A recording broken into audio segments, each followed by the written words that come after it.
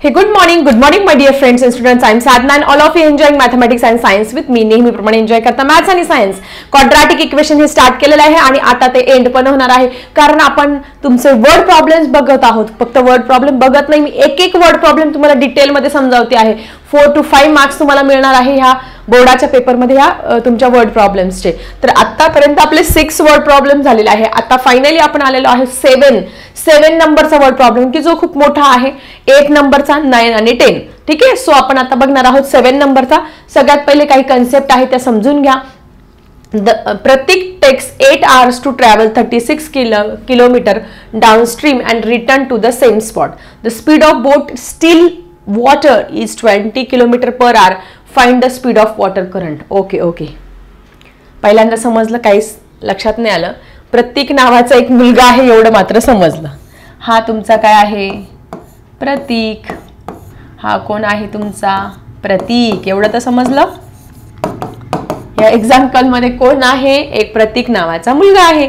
Text 8 hours to travel 36 km downstream and return to the same spot. Downstream आणि upstream या concept सगळ्यात महत्वाचे समजून घ्या. हा प्रतीक नावाचा मुलगा आहे. हा प्रतीक नावाचा मुलगा आहे. तो काय करतो आहे? बोट वरती बसलेला आहे. आता बोट कशी काढू रे? माझे एवढे छान नाहीये ड्रॉइंग. हा बोट मध्ये इथे अशा पद्धतीने बसलेला आहे. हा आपला प्रतीक बसलेला आहे. आणि हा प्रतीक निघाला इकडनं असा निघाला. इकडनं निघाला. हा प्रतीक इकडनं निघाला. So 8 hours to travel 36. तो ह्या स्पॉट वरतून निघाला आणि ह्या स्पॉट वरती येऊन पोहोचला. तर एवढं जे डिस्टन्स आहे, हे एवढं डिस्टन्स किती आहे? 36 किलोमीटर आहे. ठीक आहे. प्रतीक शब्द समजला. प्रतीक नावाचा मुलगा आहे. Take 8 hours.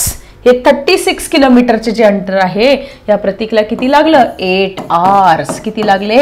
8 hours to travel 36 downstream and return. नाही, 8 hours त्याला फक्त जायलाच नाही लागले, तो गेला. हा प्रतीक नावाचा मुलगा आहे.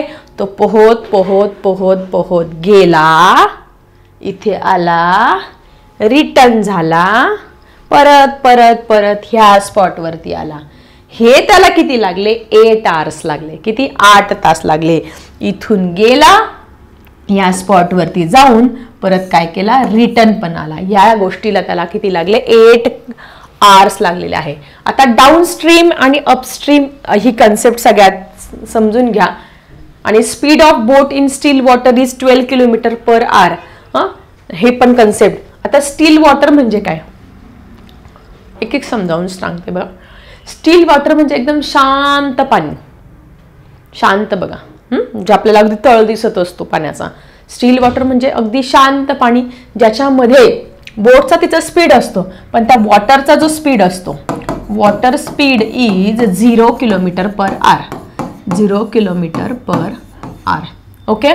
स्टील वॉटर पहिली कन्सेप्ट समजली, म्हणजे शांत आणि स्थिर पाणी. शांत आपण म्हणतो ना, शांत पाणी आहे. शांत आणि स्थिर पाणी, याला म्हणतात स्टील वॉटर. कळलं? त्याच्यानंतर दुसरी कन्सेप्ट आहे डाऊनस्ट्रीम आणि अपस्ट्रीम. डाऊनस्ट्रीम म्हणजे आता समजून घ्या. डाऊनस्ट्रीम म्हणजे काय? बोट पण त्याच दिशेने. ही तुमची बोट आहे, ही बोटची दिशा आहे. ही काय आहे? तुमची बोटची दिशा आहे. आणि ही आहे तुमची पाण्याची दिशा. ही काय आहे? तुमची पाण्याची दिशा. जरा हिरव्या लागणार. ही आहे तुमची वॉटरची डिरेक्शन. ही आहे तुमची वॉटरची डिरेक्शन. जेव्हा बोटची डिरेक्शन आणि वॉटरची डिरेक्शन, आणि वॉटरची डिरेक्शन सेम असते. मग आता डाऊनस्ट्रीम म्हणजे काय? जेव्हा तुमच्या बोटची डिरेक्शन आणि तुमच्या वॉटरची डिरेक्शन काय आहे? सेम आहे. म्हणजे ही तुमची बोट आहे. पाणी त्याला असं पुढे ढकलते. म्हणजे काय करते? त्या बोटचा स्पीड ते पाणी वाढवण्याचा प्रयत्न करते. तुम्ही कधी पाण्यामध्ये बीचवरती वगैरे गेलेले आहे का? तुम्ही काय करायचं? पाण्याच्या प्रवाहाच्या डाऊनस्ट्रीम जायचं, म्हणजे सोबत जायचं. ते पाणी मागून तुम्हाला ढकलतं, तुमचा स्पीड वाढत असतं. आता काय करायचं? पाणी समोरून लाटा येतात, त्याच्या अपोजिट असं चालायचं ते काय करतं, आपल्याला अपोज करायचं काम करत असतं. जेव्हा आपण डाऊनस्ट्रीम म्हणजे जेव्हा पाण्याचा प्रवाह आणि आपण जे आहे त्याची दिशा सेम असते, त्यावेळेस काय करत असतो ते काय करत असतं, आपलं स्पीड जे आहे ते स्पीड इन्क्रीज करण्याचं काम करत असतं. स्पीड काय करत असतो, वाढवण्याचं काम करत असतो. ओके, हे झालं तुमचं डाऊनस्ट्रीम. त्याच्यानंतर आता आपण जाणार आहोत अपस्ट्रीम. अपस्ट्रीम काय कन्सेप्ट आहे समजून घ्या. अपस्ट्रीम म्हणजे हा तुमचा प्रतीक आहे, हा जातो इकडनं, हा डाऊनस्ट्रीम आहे. ही तुमची बोट आहे, ही काय आहे तुमची बोट आहे, ही इकडून इकडे म्हणजे प्रतीक हा इकडनं इकडे गेला म्हणजे डाऊनस्ट्रीम. ज्यावेळेस प्रतीकची बोट इकडून इकडे येईल, इकडून इकडे जाते, प्रतीकची बोट काय करते, अपोजिट डिरेक्शनला जाते, आणि तुमचा जो वॉटरचा डिरेक्शन आहे ती ह्या आहे.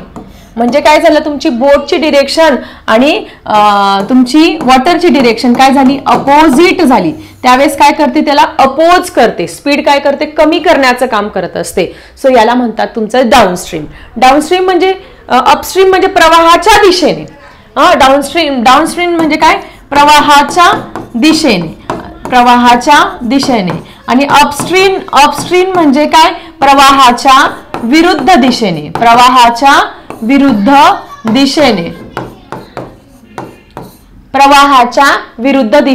अपस्ट्रीम म्हणजे प्रवाहाच्या विरुद्ध दिशेने आणि डाऊनस्ट्रीम म्हणजे प्रवाहाच्या दिशेने.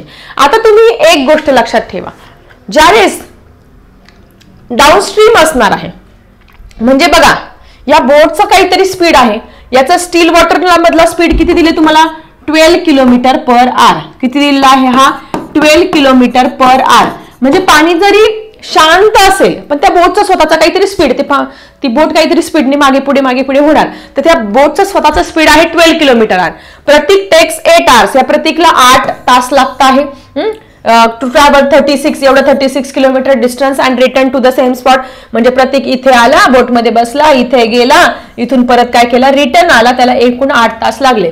The speed of boat in steel water, त्या जी स्टील वॉटर मधलं या बोटचा स्पीड 12 किलोमीटर आहे.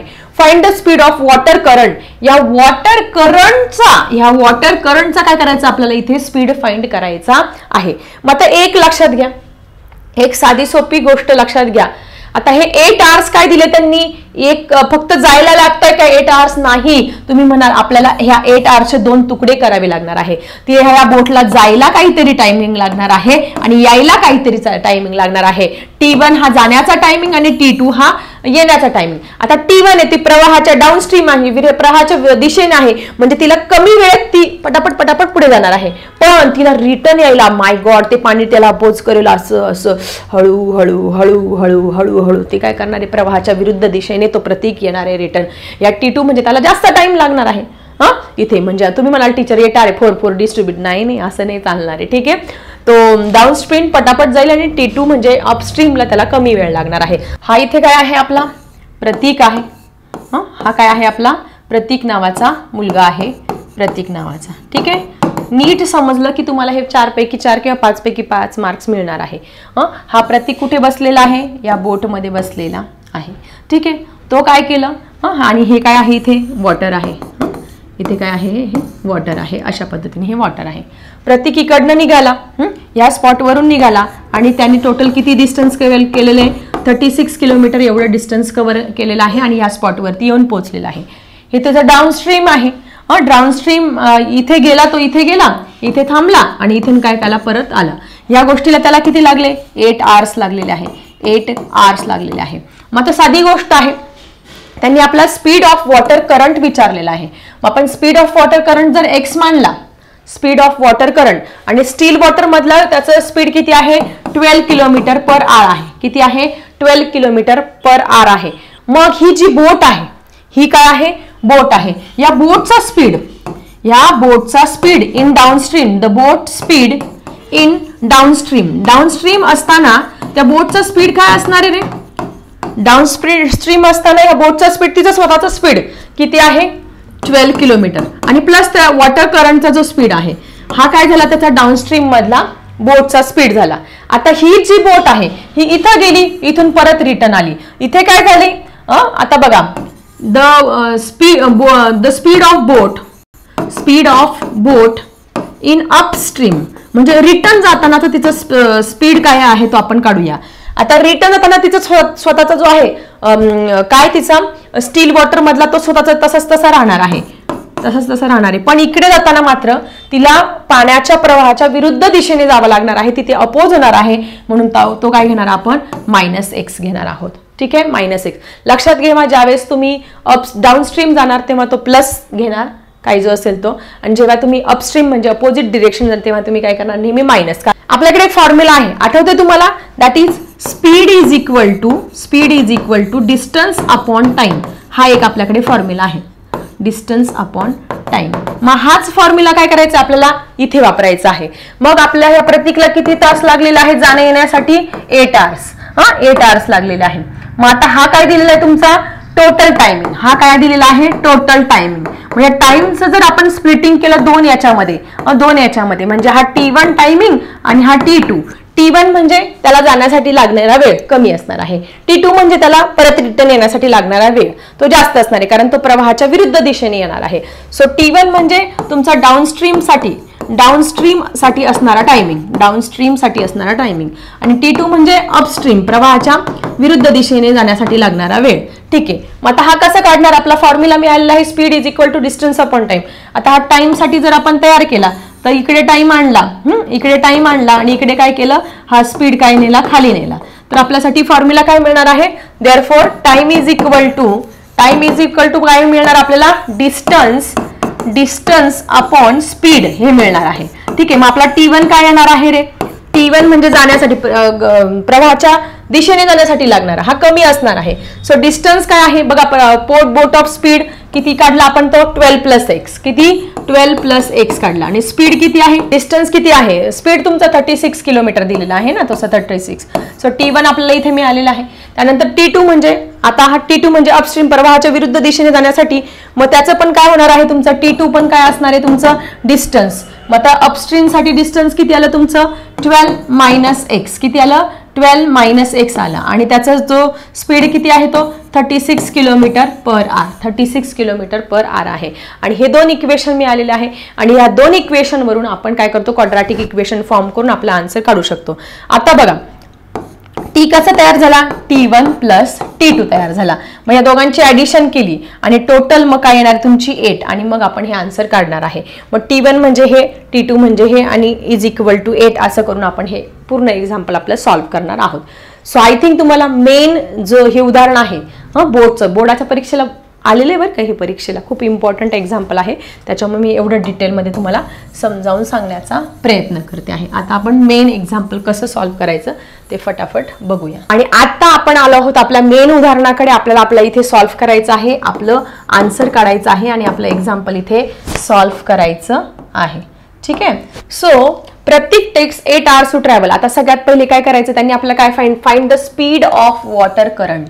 मग जे फाइंड करायचं ते x मानायचं. ठीक आहे, तुम्ही काही मानू शकता पण लेक्स सोपं आहे. Let the speed of water current is x kilometre per our. Water करंटचा स्पीड आपल्याला इथे काढायला लावलेला आहे. ठीक आहे, ओके, इथपर्यंत क्लिअर. आता स्टील वॉटर मध्ये बघा त्यांनी काय दिलेलं आहे, that is the speed of boat in a steel water is 12 kilometre per our. therefore the speed of boat in still water मध्ये काय दिलेलं आहे तुम्हाला 12 किलोमीटर पर आवर दिलेला आहे. 12 किलोमीटर पर आवर. त्याच्यानंतर आपण अपस्ट्रीम आणि डाऊनस्ट्रीमला सुद्धा लिहून घेऊया, वेगळ्या पेनने दाखवते ते मी. Okay, the speed of boat, the speed सगळं लिहून घ्यायचं ऑफ बोट. पहिलं काय डाऊनस्ट्रीम, इन डाऊनस्ट्रीम म्हणजे प्रवाहाच्या विरुद्ध दिशेने. The speed of boat in downstream, downstream म्हणजे प्रवाहाच्या दिशेने. काय सांगितलं आपण, the speed of boat in downstream तुम्हाला एक फॉर्म्युला सांगितला होता ना, हां तो स्पीड काय सांगितला होता प्लस असतो तो 12 प्लस x किलोमीटर पर आवर. हां ठीक आहे. आणि तोच आपला speed downstream upstream the speed of boat in upstream. Upstream काय असणार आहे तुमचा, हा तुमचा प्रतीक असं चाललाय, हा डाऊनस्ट्रीम आहे. अपस्ट्रीम म्हणजे इकडनं पाणी येतंय ते अपोज करतंय पण तरी प्रतीक आपली बोट घेऊन चाललाय म्हणजे काय येतो निगेटिव्ह असणार आहे. सो 12 - x घेणार आहोत. आता आपल्याकडे एक फॉर्म्युला आहे. कुठला फॉर्म्युला आहे जरा मला सांगा बरं. तो formula speed is equal to distance upon time. Speed is equal to distance, पाठच करून टाकायचा हा फॉर्म्युला, डिस्टन्स अपॉन टाइम हा एक आपल्याकडे फॉर्म्युला आहे. आता हा फॉर्म्युला आपण काय करूया, जरा चांगला लुक देऊया. आपल्याला काय करायचं, टाइम साठी फॉर्म्युला तयार करायचा आहे. Therefore time is equal to, हा टाइम इकडे नेला, स्पीड इकडे आणला, time is equal to distance upon काय होणार आहे तुमचं, डिस्टन्स अपॉन स्पीड होणार आहे. ठीक आहे. मग आपल्याला टोटल आवर्स किती आहे, आता आपल्याला हा फॉर्म्युला मिळालेला आहे. आता आपण काय करणार आहे, आपला जो टाइम आहे तो आपण दोन याच्या टोटल टाइम जो आहे तो T1 + T2 असा केलेला आहे आणि मग आपल्याला इक्वेशन मिळणार आणि मग आपण ते सॉल्व्ह करणार आहे.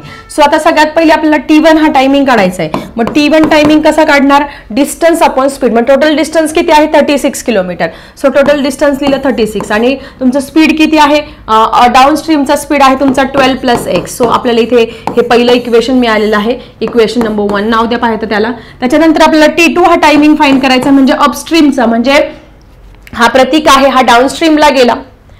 म्हणजे मग त्याचा जो T1 हा जो टायमिंग आहे, T1 टायमिंग कसा डिसाइड करणार तुम्ही, T1 टायमिंग तुम्ही डिसाइड करणार त्याचा जो डिस्टन्स आहे, डिस्टन्स किती कव्हर केलेला आहे त्याने 36 किलोमीटर आणि त्याचा जो स्पीड आहे तो काय आहे डाऊनस्ट्रीमचा 12 + x आहे. म्हणजे 12 म्हणजे त्याचा बोटचा स्पीड आणि प्लस त्याचा पाण्याचा जो प्रवाह आहे तो 12 + x आहे.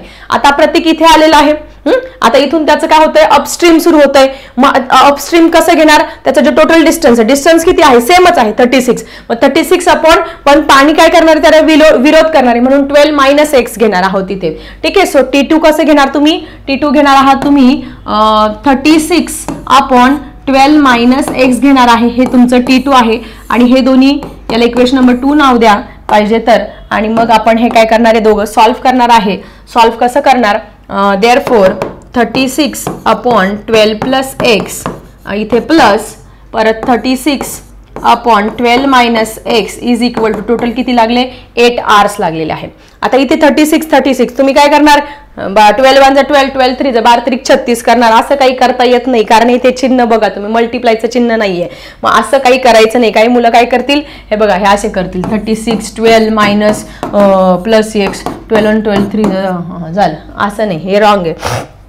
असं काय करणार. मग इथे 36 कॉमन आहे ना, मग मी काय करते इथे 36 कॉमन काढून घेते. मग इथे 36 निघून गेला, 1 + 12x इथे उरणार आहे प्लस इथे पण 36 12 - x आणि इथं 8 ॲज इट इज करणार आहे. ठीक आहे. एक छान नीट समजून देते, त्याच्यामुळे नीट समजून घ्या तुम्ही. त्याच्यानंतर आपण जाणार आहोत पुढे. मग आता बघा आपण इथे ब्रॅकेटमध्ये क्रॉस मल्टिप्लाय करण्याचं काम करू, बाकीचं तसं ठेवू. देअरफॉर 36 मग 12 - 1 x 1 जा काय होणार इथे ब्रॅकेटमध्ये 12 - x होणार आहे. हे plus sign as it is 12 + x 1 जा 12 + x होणार आहे. आणि बाकी आपण मल्टिप्लाय करतोय ना, मग हे खालचं तसं राहणार आहे. 12 + x आणि 12 - x अशा पद्धतीने बरं का. बाकीचे विद्यार्थी काही पण वेगवेगळ्या स्टेप वापरतील. हा बघा हा आहे, याला क्रॉस मल्टिप्लाय 1 जा केलं ते वरती आलं, परत प्लस साईन दिलं दिसलं, नंतर हा आहे 1 जा केलं, त्याच्यानंतर ह्या दोघं मल्टिप्लाय केलं, बाकीचं 8 काय केलं ॲज इट इज ठेवलं. आता इथे प्लस x आणि -x काय झाला तुमचा कॅन्सल झाला. मग आता काय करणार बघा 36 इज इक्वल टू 12 + 12 किती झाले तुमचे 24 झाले. आणि इथे या बाबतीत आपण काय करणार आहोत, एक फॉर्म्युला यूज करणार आहे.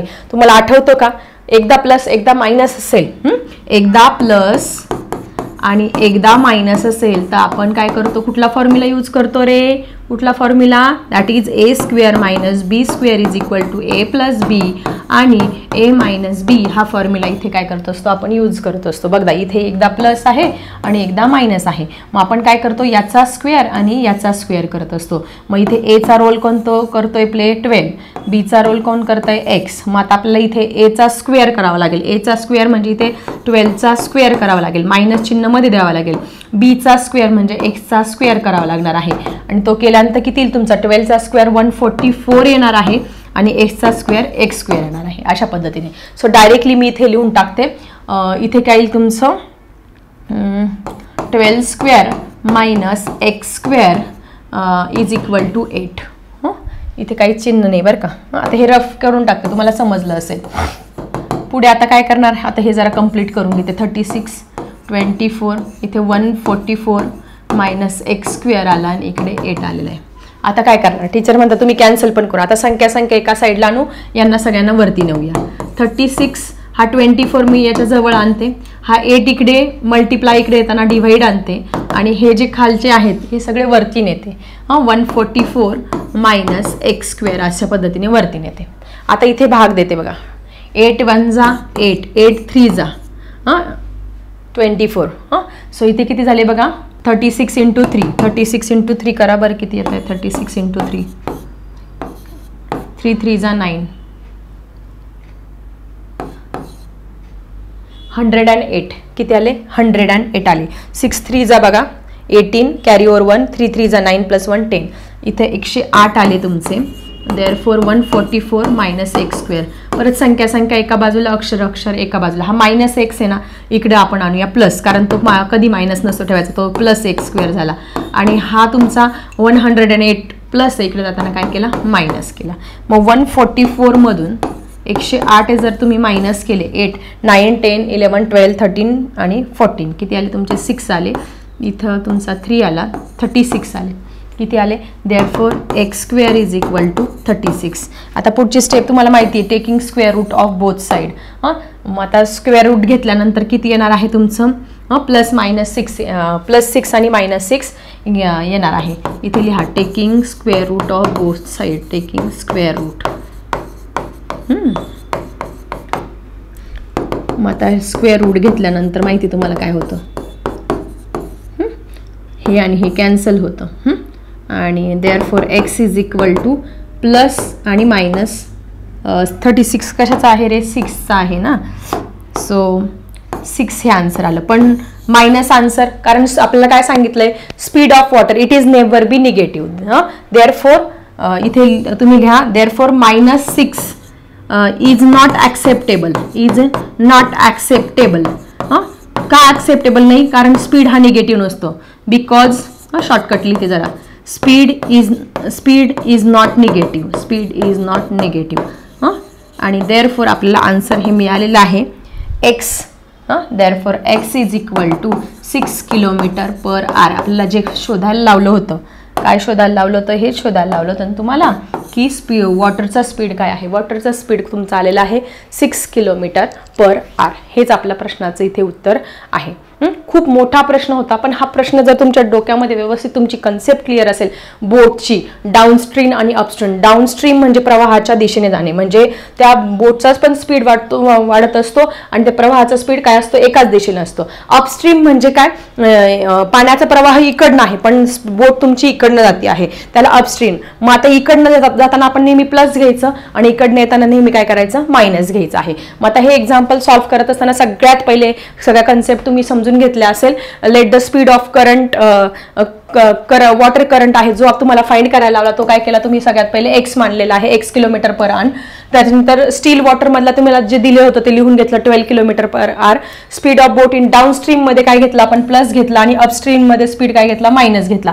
त्यानंतर आपल्याकडे एक फॉर्म्युला आहे speed is equal to distance upon time. तो टाइमसाठी फॉर्म्युला आपण तयार करून घेतला. मग T1 टायमिंग, डिस्टन्स किती आहे तुमचं 36, दोघांमध्ये डिस्टन्स काय आहे तुमचं इथे सेम आहे 36. मग इथे डाऊनस्ट्रीमचा 12 प्लस एक्स घेतला आणि अपस्ट्रीमचा 12 मायनस एक्स घेतलेला आहे. त्यानंतर दोघांची ऍडिशन केली. ऍडिशन करताना हा 36 कॉमन काढला, तो बाहेर लिहिला, मग इथे 1 उरला, इथे पण 1 उरला. त्यानंतर याचं आणि याचं काय केलं आपण, क्रॉस मल्टिप्लाय केलं. क्रॉस मल्टिप्लाय केल्यानंतर हे असं आलं आणि इथे खालचं पण मल्टिप्लिकेशन केलं. त्याच्यानंतर हा एक्स एक्स कट झाला, यांची बेरीज केली 12 आणि 12 किती आले तुमचे 24 झाले. नंतर इथे काय केलं आपण, तो फॉर्म्युला यूज करा. इथे पाहिजे कुठेतरी कोपऱ्यात लिहून टाका फॉर्म्युला, एकदा प्लस एकदा मायनसचा formula, that is a² - b² is equal to a + b a - b, हा फॉर्म्युला यूज केला. ठीक आहे. त्याच्यानंतर मग त्याच्यानुसार याचा स्क्वेअर याचा स्क्वेअर केला, हा स्क्वेअर 144 आणि हा एवढा आलेला आहे. त्याच्यानंतर मी काय केलं, सगळ्या संख्या एका साईडला आणल्या, 36 24. आता ह्या स्टेप लक्षातच ठेवायच्या आहे तुम्ही. 36 24, हा 8 काय केला इकडे आणला, 8 1 जा 8, 8 3 जा 24, 36 × 30 याचा मल्टिप्लाय किती आला 108, हे ॲज इट इज. त्यानंतर काय केलं मी, हा -x² होता, इकडे येताना +x² आणला, हा 108 इकडे प्लस होता, इकडे जाताना मायनस केला, मग 36 आलं. मग त्यांचं दोन्ही बाजूंचं स्क्वेअर रूट घेतलं, मग +-6 आला. पण मायनस आन्सर हे आपल्याला ॲक्सेप्ट नाही का, त्याचं रिझन पण because speed is not negative, speed we never be negative, हे लिहिलं. मग आपलं आन्सर काय आलं, प्लस आलं, x is equal to 6 km/h. पण लास्टला तुम्ही आन्सर लिहायला विसरायचं नाहीये. काय लिहिणार लास्टला, that is the speed of water current, therefore speed of water current किती आहे, इज व्हॉट 6 km/h. त्या पाण्याच्या प्रवाहाचा वेग किती आहे, 6 km/h आहे.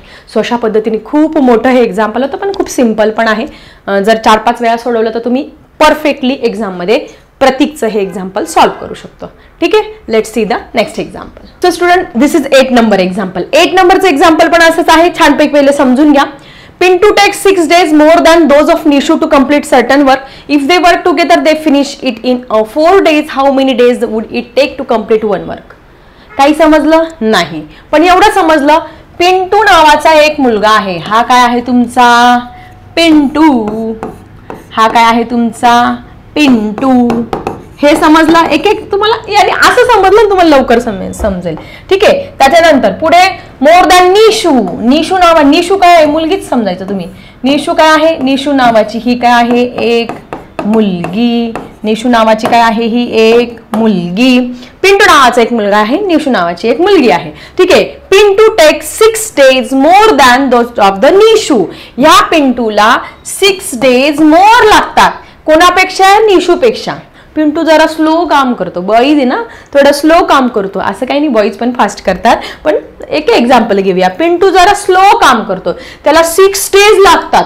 म्हणजे साधं एक्झाम्पल आहे, जर ही निशू तुमचं एक काम 5 days मध्ये कंप्लीट करत असेल तर ह्याला 5 + 6 म्हणजे 11 days लागतील.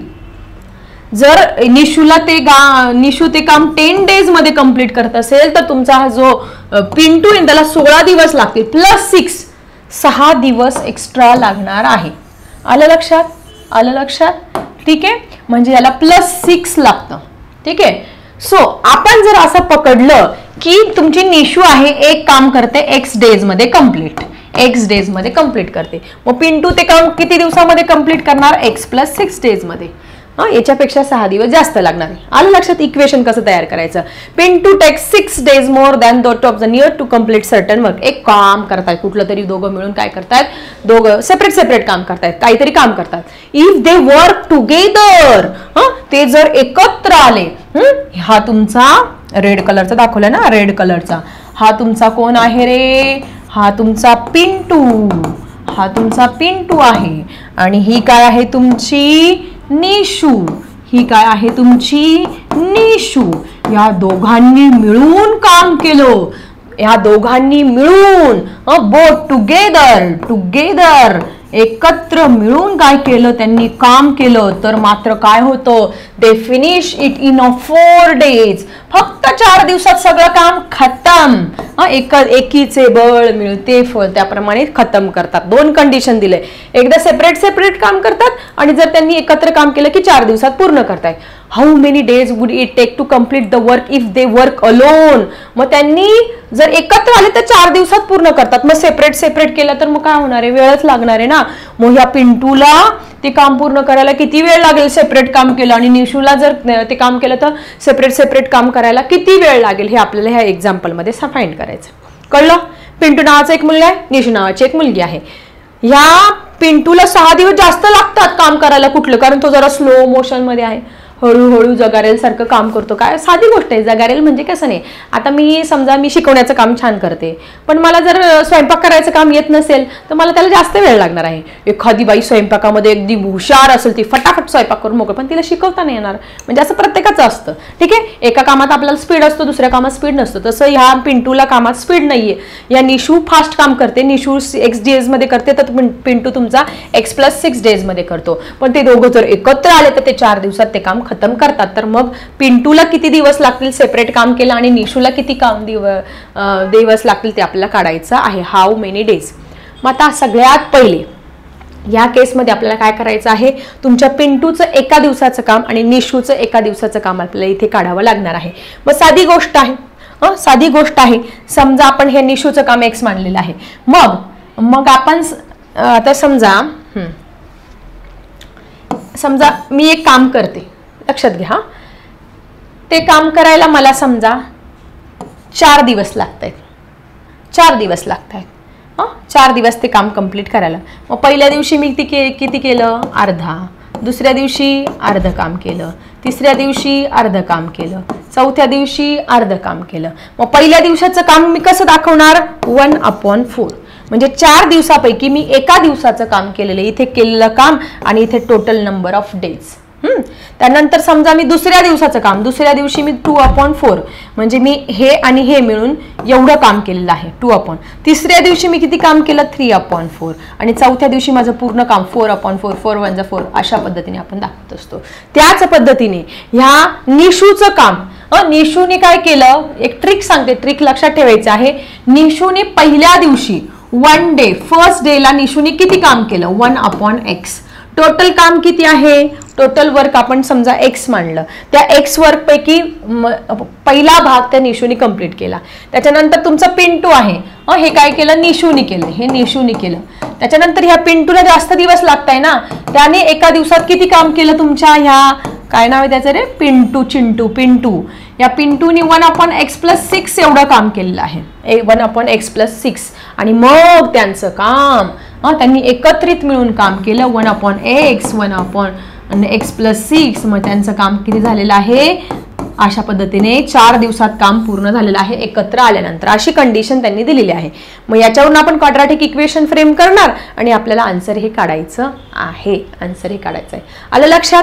पिंटू, निशू, ही निशू X days मध्ये कंप्लीट करते, तर याला 6 दिवस एक्स्ट्रा लागतात. मग मी काय केलं?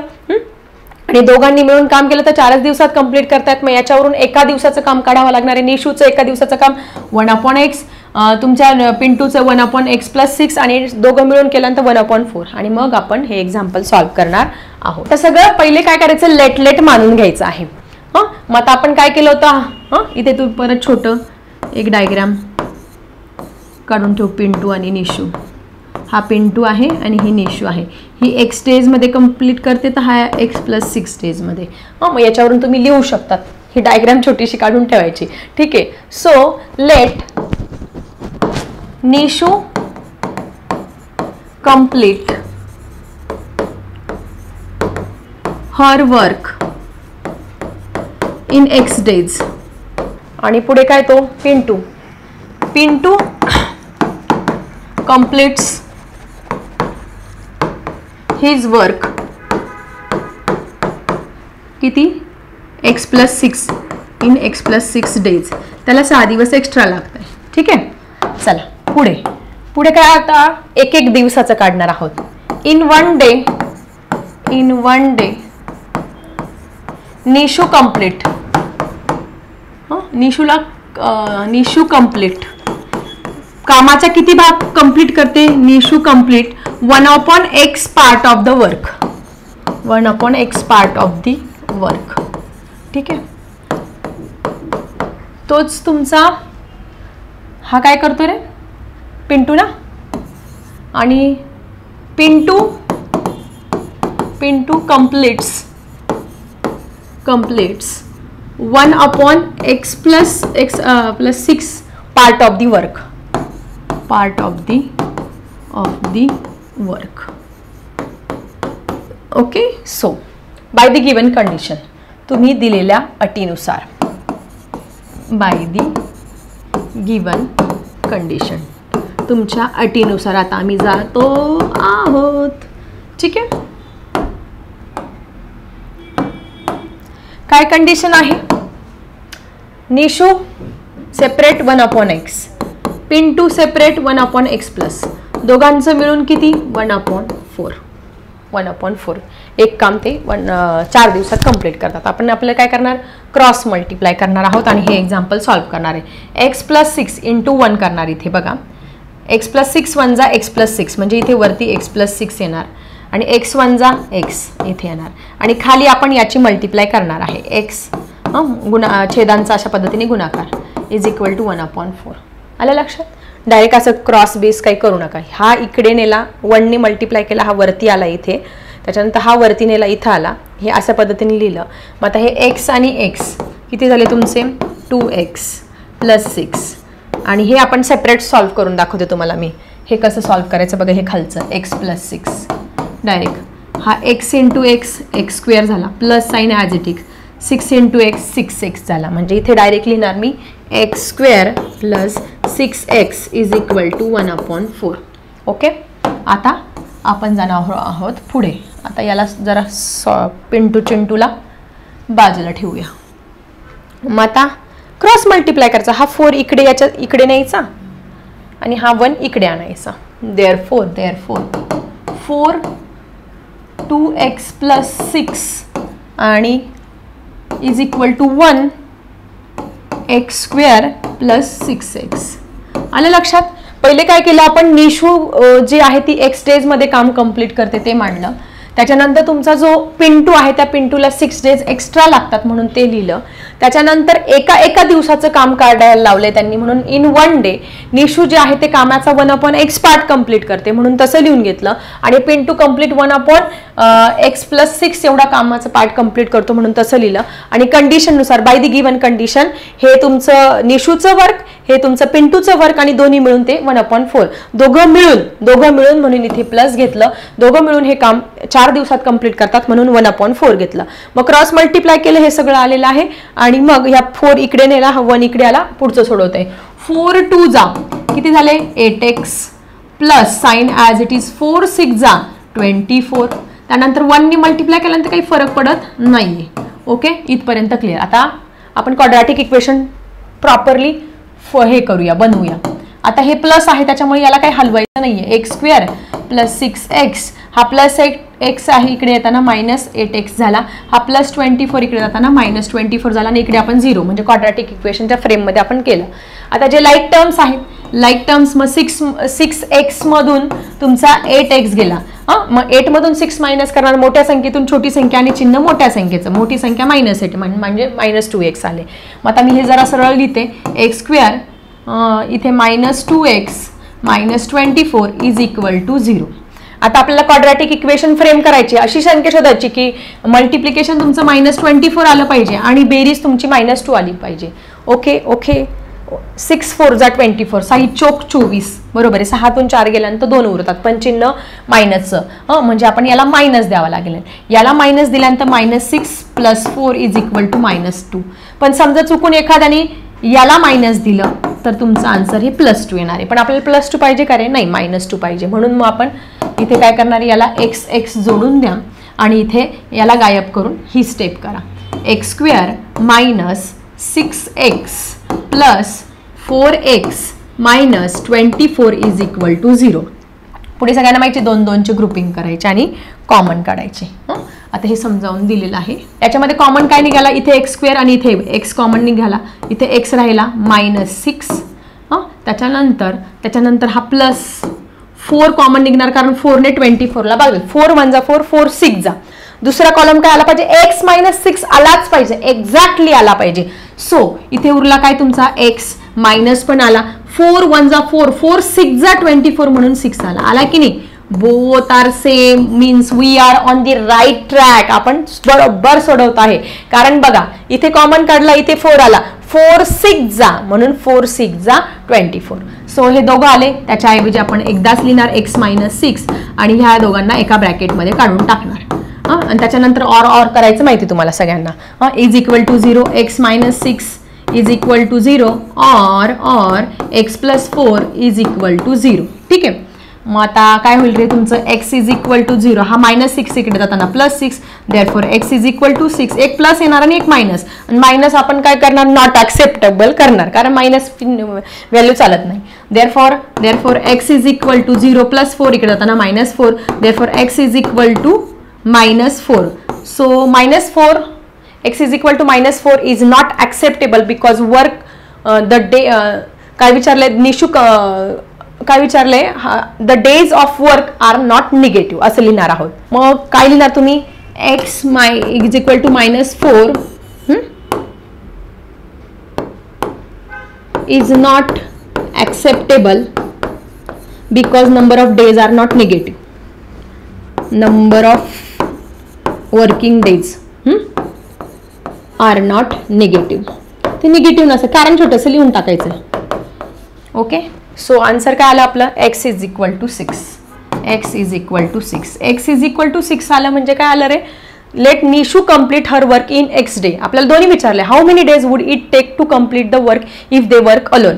सेपरेट दोघांनी काम केलं तर त्यांना किती, मग तुमच्या निशूला 6 दिवस लागताय, तर तुमच्या पिंटूला काय लागणार आहे, 6 दिवस एक्स्ट्रा ना. देअरफॉर मग इथे आन्सर लिहूया. So Nishu completes her work in 6 days. तिला 6 दिवस लागणार आहे. मग पिंटूला, इथे पिंटूचं इथे लिहिते बघा इथे. So Pintu completes his work काय, x+6. भाऊला 6 दिवस एक्स्ट्रा लागतात, जरा स्लो आहे ना भाऊ. x+6 म्हणजे x किती आले तुमचं, 6 + 6 किती आले, 12 डेज. किती आले, 12 डेज. 12 दिवस लागतील पिंटूला, आणि हिला किती लागतील, 6 दिवस. आलं लक्षात. निशूला किती लागतील, 6 दिवस, तर पिंटूला लागतील तुमचे 12 दिवस. सोपं एक्झाम्पल होतं, 4 मार्क्ससाठी आलं तरी पिंटू आणि निशू असे कॅरेक्टर काढून घ्यायचे छोटे, आणि त्याच्यावरून लक्षात ठेवायचं की निशूला x डेज लागतात, पिंटूला 6 दिवस एक्स्ट्रा म्हणून x+6. नंतर एका दिवसाचं काढणार आहे की निशू त्या कामाचा 1/x पार्ट कंप्लीट करते, पिंटू 1/x+6 पार्ट कंप्लीट करतो बाय दी गिवन कंडिशन. दोघं मिळून ते 1/4 टाइम क्रॉस मल्टिप्लाय करा, असं आलं. परत क्रॉस मल्टिप्लाय, हा 4 इकडे नेला, हा 1 इकडे आला, असं आलं. क्वाड्रॅटिक इक्वेशन फ्रेम केलं, हे सॉल्व्ह केलं क्वाड्रॅटिक इक्वेशन. नंतर अशा संख्या शोधली ज्याचं मल्टिप्लिकेशन -24 आलं पाहिजे. मग त्या संख्या आपल्याला काय मिळालेलं आहे, 6 आणि -8 मिळालेलं आहे. सो आपल्याला काय करायचं आहे, 24 काय आलं पाहिजे, मल्टिप्लिकेशन आणि -2 आलं पाहिजे, म्हणजे -6 आणि 4 मिळालेलं आहे. त्याच्यानंतर मग आपण ते अशा पद्धतीने फ्रेम केलं, आणि जी निगेटिव्ह व्हॅल्यू आहे ती रिमूव्ह करून टाकली, नॉट ॲक्सेप्टेबल करून टाकली, आणि मग फायनल आन्सर निशूने केलेलं काम आपलं 6 आलं, आणि मग ते तुमचं पिंटूने केलेलं काम हे 6 दिवसांनी एक्स्ट्रा असणार आहे, x+6 म्हणजे 12 दिवस असणार आहे. सो अशा पद्धतीने आपलं आजच्या ह्या व्हिडिओमध्ये 7वा आणि 8वाच कंप्लीट झालेला आहे. जास्त घेतलं तर थोडं तुम्हालाही बोर होईल, किंवा एका दिवसात सफिशियंट आहे 2च उदाहरणं. फायनल एक्झामला पिंटूच्या ऐवजी चिंटू आलं, मिंटू आलं, काही आलं, नाव बदलून दिले, ह्या व्हॅल्यूज बदलून दिल्या. फक्त एक लक्षात ठेवायचं, अशा पद्धतीने कंडिशन दिलेली आहे, एकाचं वर्क x माना, एकाचं त्याच्यापेक्षा जास्त दिवस लागतील x+6 माना. त्याच्यानंतर ते पार्ट ऑफ द अशा पद्धतीने क्वाड्रॅटिक इक्वेशन फ्रेम करा, आणि तुम्हाला पैकीच्या पैकी मार्क्सही मिळणार आहे. आणि सगळ्यात महत्त्वाचं, पैकीच्या पैकी मार्क्स मिळवणं म्हणजे अजून एक ट्रिक. हे एक्झाम्पल तुम्ही 4-4, 5-5, 6-6 वेळा सोडून बघा, बोर्डाच्या पेपरला 101% मार्क्स मिळतील तुम्हाला याचे. ठीक आहे. आता फक्त 2 एक्झाम्पल राहिले, ते संपले की चॅप्टर इथे संपत आहे. ठीक आहे. चला भेटूया अशाच इंटरेस्टिंग टॉपिकसह आणि अशाच वर्ड प्रॉब्लेमसह नेक्स्ट व्हिडिओमध्ये. आता मी थांबते. Bye everyone.